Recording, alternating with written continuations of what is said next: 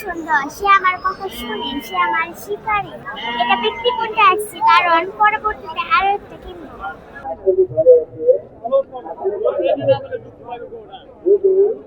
2.5 বছর ধরে পালতেছি, 2.5 বছর। বাড়ির গরু যেভাবে শান্ত শিষ্ট, মানে এর মধ্যে মানে কোনো বিকল্প নাই, মানে এত ভালো।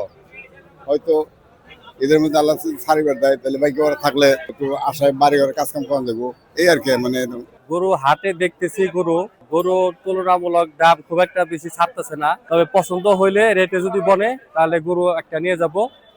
আর কালামপুরের বাজারে গরু তুলনামূলক খুব একটা বেশি ওঠে নাই। এটা আমার পালের বাচ্চা, ঈদের লেগে এটা আমি যত্ন করে পালছি, হাটে নিয়ে আসছি। কোনো ভালো শৌখিনদার মানুষ পেলে বিক্রি করবো।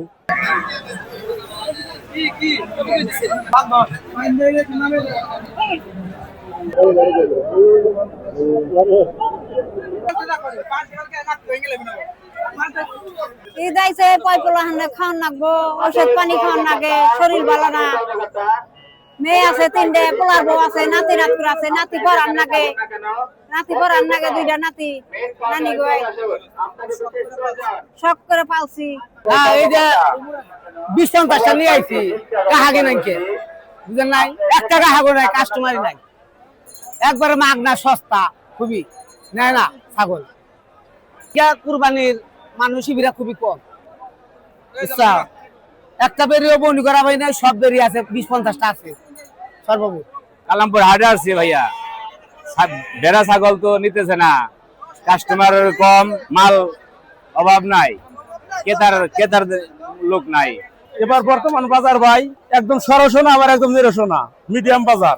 এখন বর্তমানে এই গরুটার দাম 1,55,60 হইতেছে। কারণ আমার নিয়ত 70 হলে ছেড়ে দিবি।